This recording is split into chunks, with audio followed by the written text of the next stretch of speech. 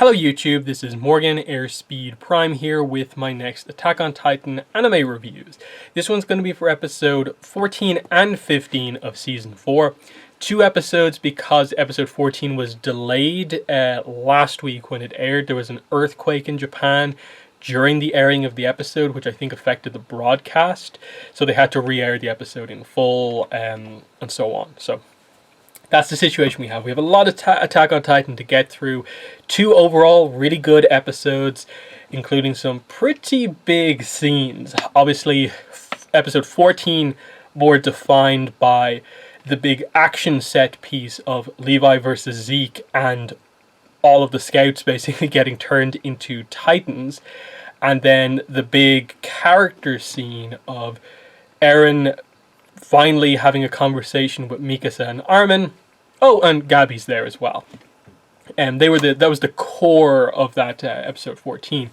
Episode 15 is more about Zeke's backstory, finally delving into the motivation behind Zeke, more details surrounding, I suppose, why Zeke betrayed his parents when he did, as we saw in Grisha's backstory, and giving motivation, explaining a lot of the traits surrounding Zeke, like where does the baseball attachment come from, the significance of the glasses, and I suppose most importantly, explaining to us Zeke's plan, what he's trying to accomplish in all of this. And the episode, not right at the end, but towards the end, gets to the point of like, oh, Eren's apparently on board with this plan, is that right? I don't really believe it. So there's this general thing with Eren, I think, throughout these 2 episodes of like, I don't really know exactly what to make of the character at this point, because I don't necessarily believe that a lot of what he says is his full feelings on a topic, or that they're exactly his truthful feelings, because everything he's saying is kind of emotionless in a way. That's the situation that he's in. It's hard to tell for sure if he's just being really blunt, or if he's actually holding back on stuff. And it's just really interesting to consider, because it has been such a massive turn for this character. And I'm definitely one of the ones who, I don't want to view him just as being, he's a villain now, it's as simple as that.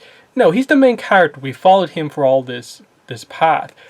I think there's more that's going on here other than just, Eren's out for blood type situation. And we'll get into it. So we'll start off with the scene at the dinner table, of course. Very, very interesting what gets discussed here. It's also unique in that they don't really address too much of like Eren's motivations, and that like the whole conversation is more of like personal insults between the 3 of them. Armin and Mikasa accusing Eren of only doing what he's doing because he's being manipulated by Zeke, and then Eren turning the tables on them and basically saying, Armin, you're actually being sort of controlled and manipulated by Bertolt, and this is true because you've had those kind of connections to Bertolt through the Titan connection. That's why you go to visit Annie so often. Can you deny that you are being controlled? And then to Mikasa, he's like, oh yeah, the way you're an Ackerman? Well, the truth behind that is that you are like biologically driven, I guess, to protect the person you see as your the person you're destined to protect, which in your case is me, because I was the one who gave you your sort of activation command to fight from the backstory. That's why Mikasa's been getting headaches about that moment, I guess, because she's maybe having doubts about the person she is destined to protect, and that's why it's sort of a struggle for her with this. But that is proven when Armin goes to attack Eren, and Mikasa, on reflex, protects Eren, even though the situation should be like the opposite in a way. But it's an interesting thing for Eren in that he's kind of clever here, in that he sort of takes down the biggest threat in the room, Mikasa, with words, and then forces Armin, who's usually good with words, into physical violence when Armin's the kind of pacifist one. So he sort of breaks through both of their sort of points in all of this very effortlessly.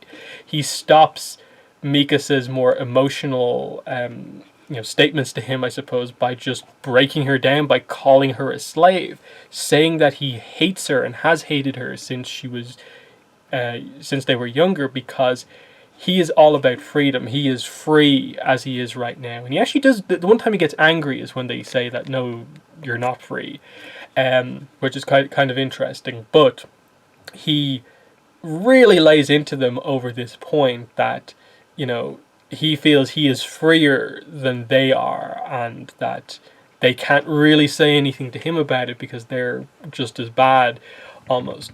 But that's the main takeaway from this, really, because they don't delve into, like, okay, what's the full plan going forward next. Like, Eren says a few things like, oh, we're just bringing Hanji here, and so on. Like, he gives a rough estimate of his kind of what he's going to do, but it's not really exactly what you maybe felt would be the takeaway from this, in that it's more of Eren has purposely gone into this conversation with the aim of basically forcing Armin and Mikasa to sort of lose faith in him.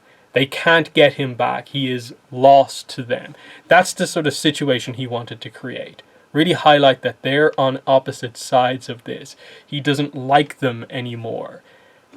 And it felt very purposeful how they did that, with how direct Eren was. And the question is obviously, like, is it just as simple as Eren has changed and now really doesn't like them anymore because they're on opposite sides?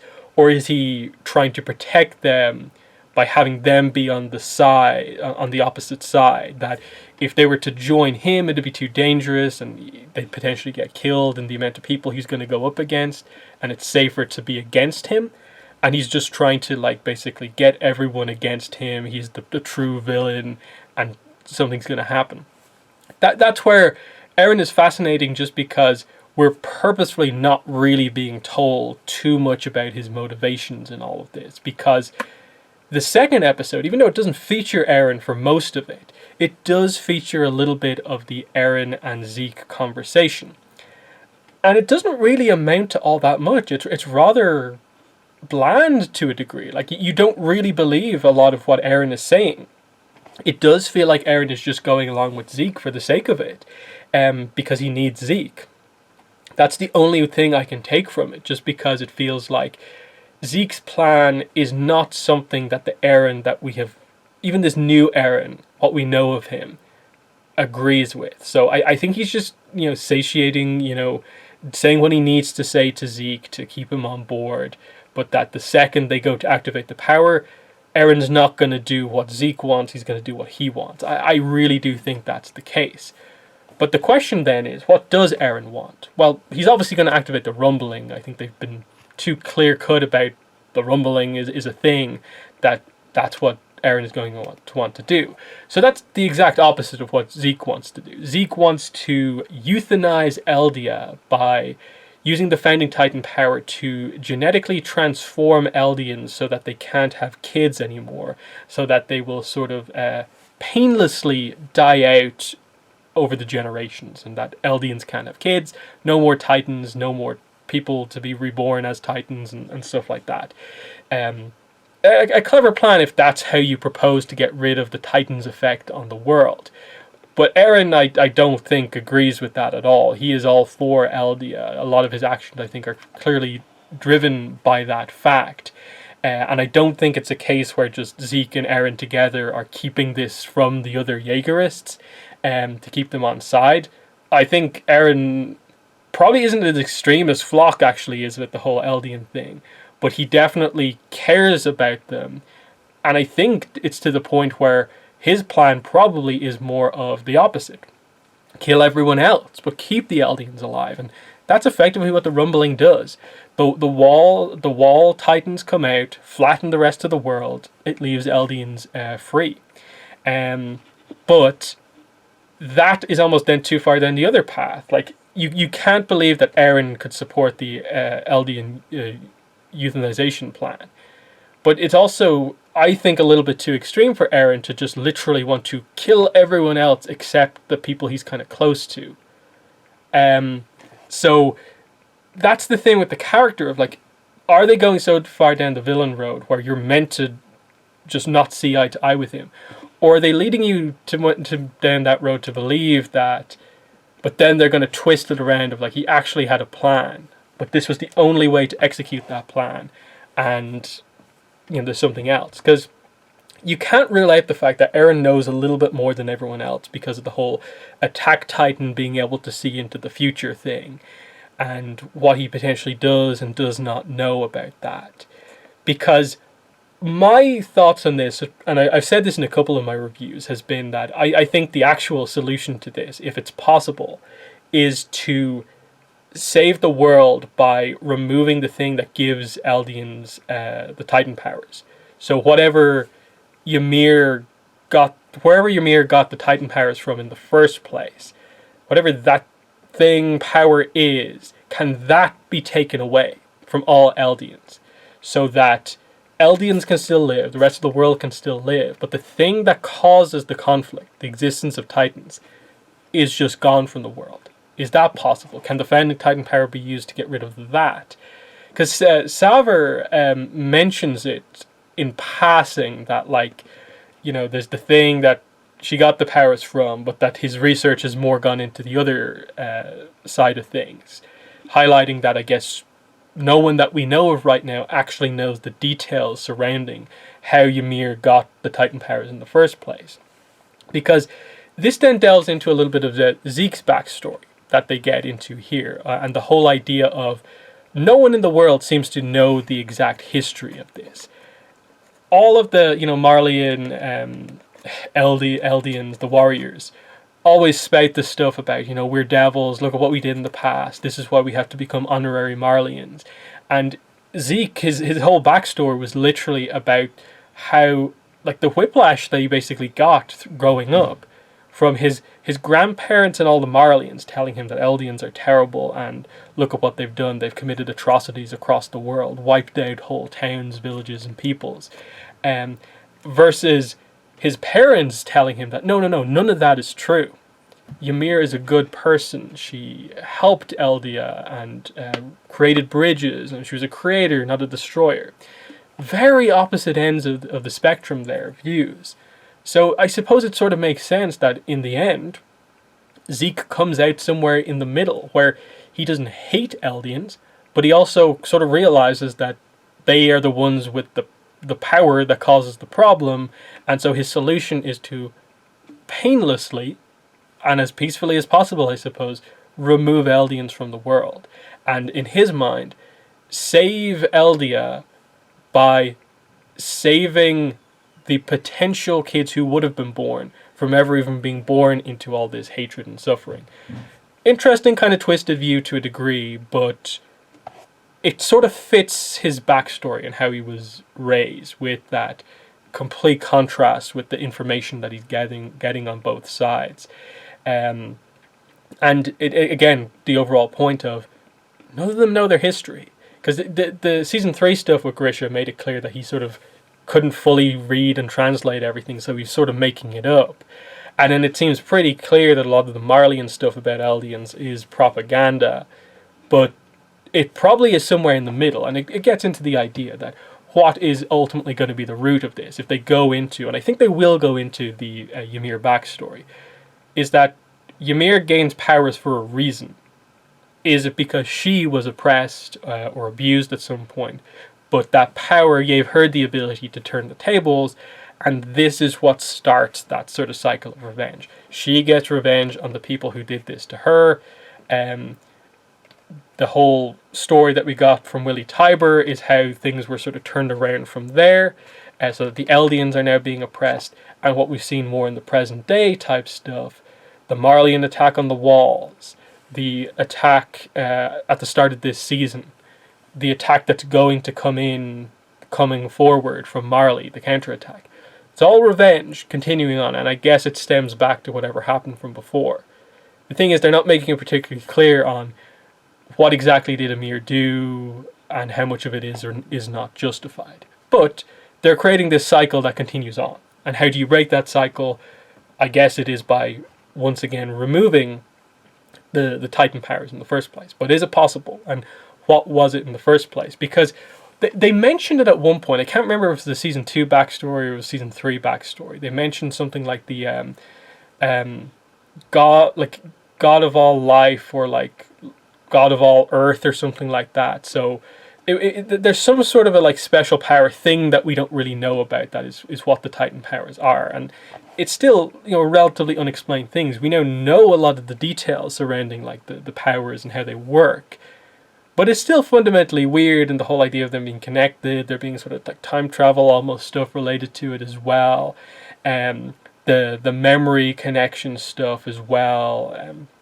There's a weird factor to it as well, but again, continuing on the whole Zeke backstory side of things, the whole Saver stuff was interesting because this was the original, the previous Beast Titan, the guy who Zeke inherited it from.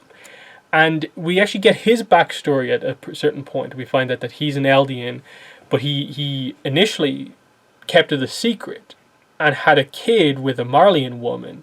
But when he eventually told her that he was from Eldia, she kills herself and kills their son just over this fact. And this is what, you know, breaks Saver basically over all of this. And it's why he also believes in the sort of Eldian euthanasia kind of plan.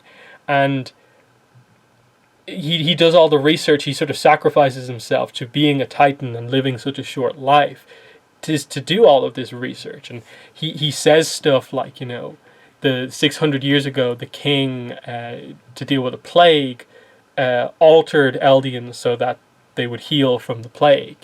And they know that this is something they can use, and that's where Zeke comes up with the idea of, what if we make it so that Eldians can have kids? So together, that sort of plan comes together. Saver is also the one who does tell Zeke that you should probably turn in your parents. That is the best way for you to basically, I suppose, stop them potentially getting other people killed, and to stop you getting yourself killed as well as your grandparents. It'll also get you higher up in the warrior program as well. So adding an extra few layers onto why Zeke betrayed his parents. Because it was a little bit sudden. You sort of get the idea of like, okay, they were forcibly like turning him into a weapon for their revenge, basically. And they didn't seem to like love him like the parents should. And only seemed to care about him when he did well in regards to their plan. And I think the big scene is definitely when they go to watch him and Grisha walks away when he sees Zeke trailing behind on the run. Like that's a hard moment to watch, because you see the impact that it has on Zeke. That seems to be all that his father cares about. The one moment of praise Zeke gets in this episode is when he, like, word for word recites what Grisha told him about Ymir. You know, that sort of thing. You know, he only cares about him when his son is exactly as he wants. You know, but very, very kind of harsh. You know, definitely not the Dad of the Year award here for Grisha, for sure. But it's still good insight, because you got emotion from Grisha as well, because we got the backstory originally from his perspective in season 3, and we saw what happened. And it is tragic, and you can't forget about that while also remembering the other side of the situation. Everything is terrible, what's going on here. Because you can't fully disagree with what the Restorationists were trying to accomplish. They didn't do it perfectly, but the situation they were in, you get why some of them wanted to do this.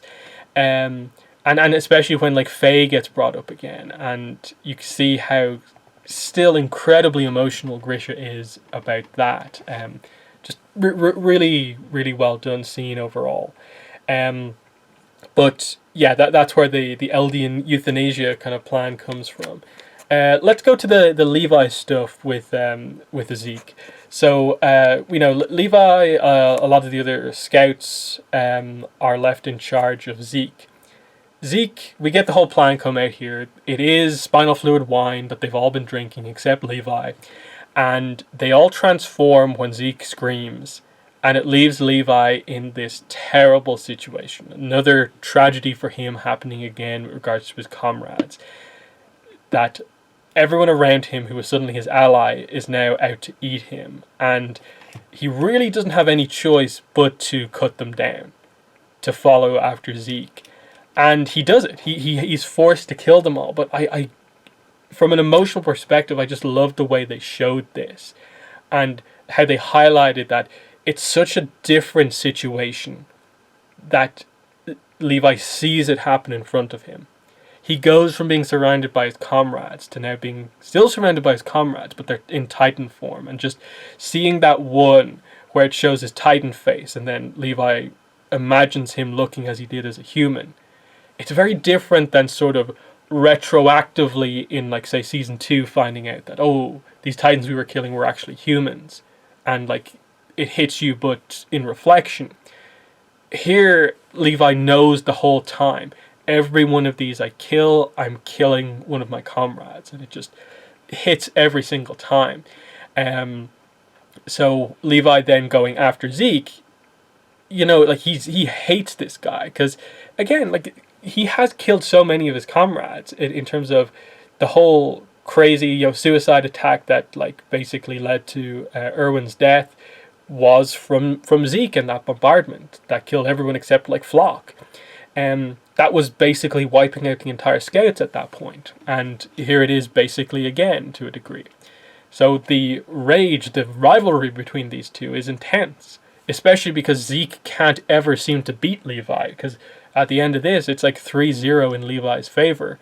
And then by the end, I suppose it's 4-1 because I suppose Zeke blows both of them up, so they both die in this instance, or so it seems. I'll get to discussing that. But yeah, Levi just, again, easily deals with the Beast Titan. The Beast Titan doesn't have enough ammo to throw around, just some parts of Titans, and he can't do all that much. Levi's very clever with, like, cutting down all the bushes to create cover, and then, you know, hiding in the midst of some of it as he comes down. And yeah, he's just able to really effortlessly destroy the Beast Titan, which we find out is historically not known to be the most effective in combat, which was cool to learn. But yeah, Levi just, you know, all of the thunder spears into the back, and, you know, Zeke just comes flying back out again. And yeah, Levi then engineers this crazy situation with another thunder spear where he, like, sticks it in his stomach and then has the trigger attached to his neck so that if Zeke moves at all, he'll trigger the thunder spear and kill himself. And not even a Titan shifter can survive, like, an explosion at that point blank range. The one thing with this was that the second you saw that, like, Levi is going to engage Zeke in a in-depth conversation up close next to a bomb that the guy the bomb is strapped to can detonate at any point, you sort of knew exactly what was going to happen. Because, okay, yes, Zeke has always been portrayed as, like, trying to get out alive, that desperation to survive. But after 3 losses, you know, he's not maybe fully sure he will die. I just felt like you have given him the one possible way to defeat you, Levi. Move back. But emotionally, I think they set up the scene really well of, like, because Zeke has been responsible for so much of Levi's pain, Levi stays to talk and to hurt him more and be around him. And so, yeah, it's the situation of, like, Levi seemingly gets himself killed here because he wins multiple times. He has Zeke covered, but he's maybe a little bit too clever for himself here and gives Zeke the method to take out Levi. So this is the thing, though. Like, we have never actually, I believe, seen a Titan shifter die when they just haven't been eaten by another Titan. Like, we've never just seen what happens when a Titan shifter dies and their power isn't able to be passed on normally.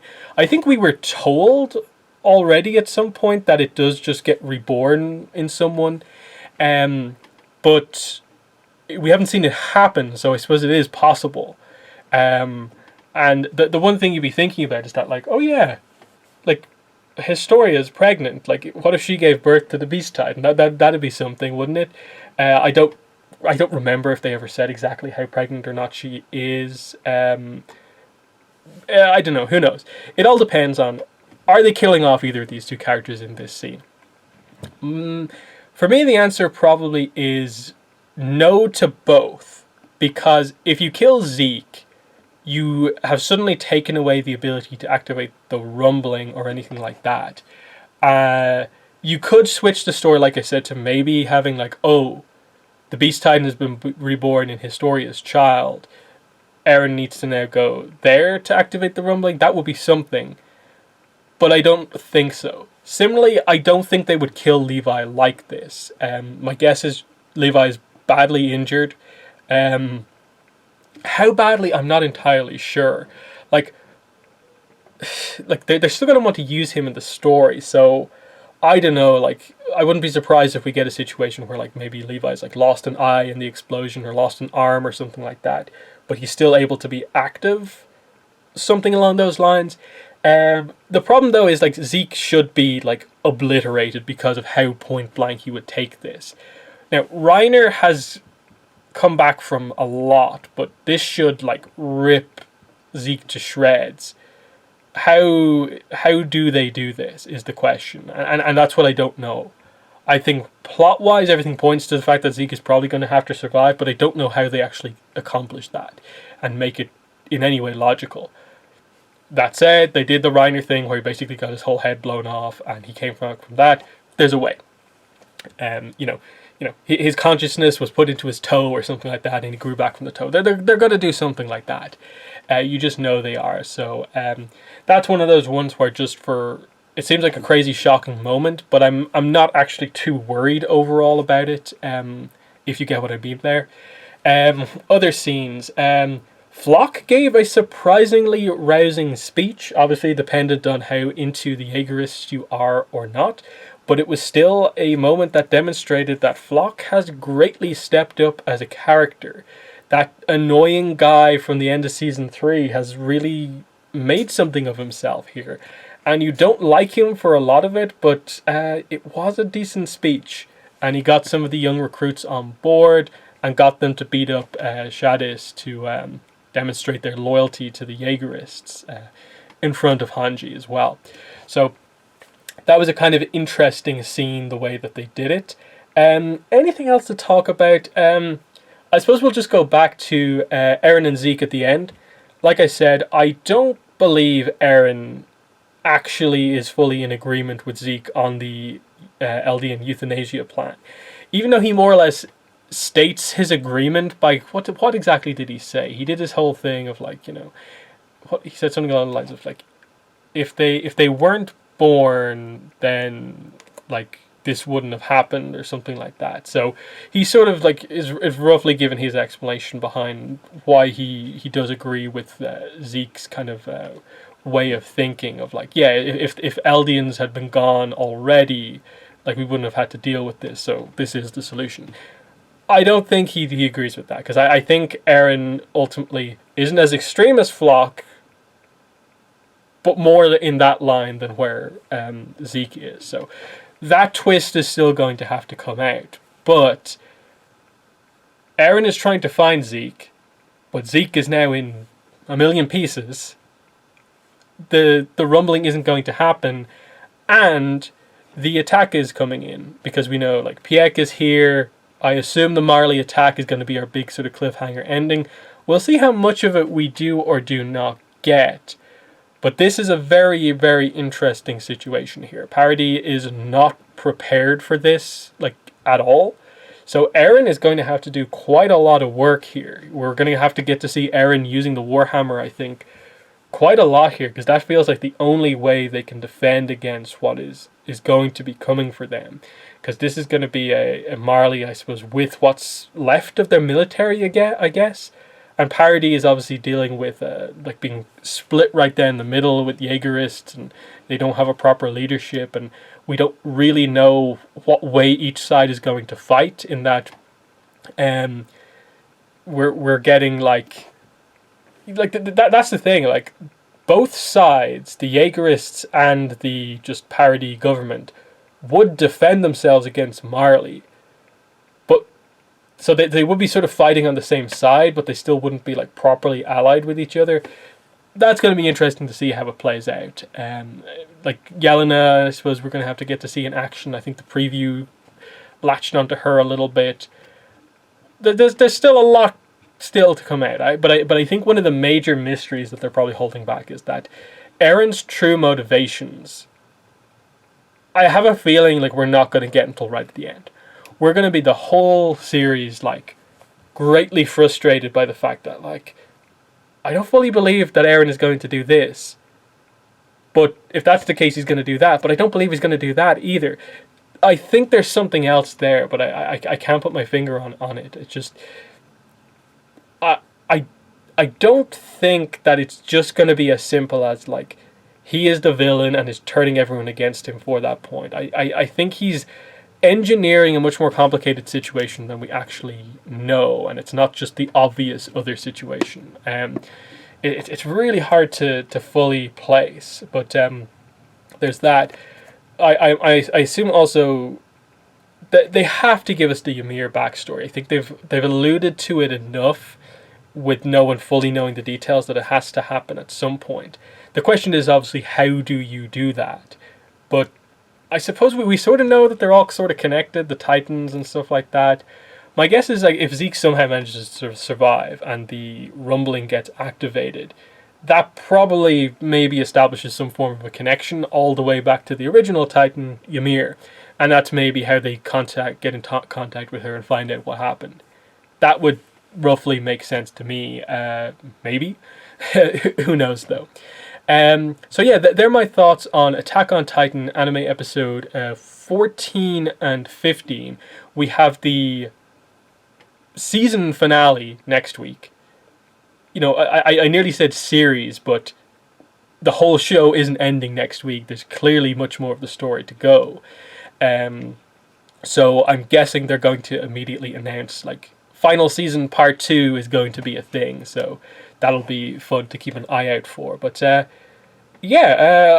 like I said, my predictions are basically just that Marley attack comes in and we end on...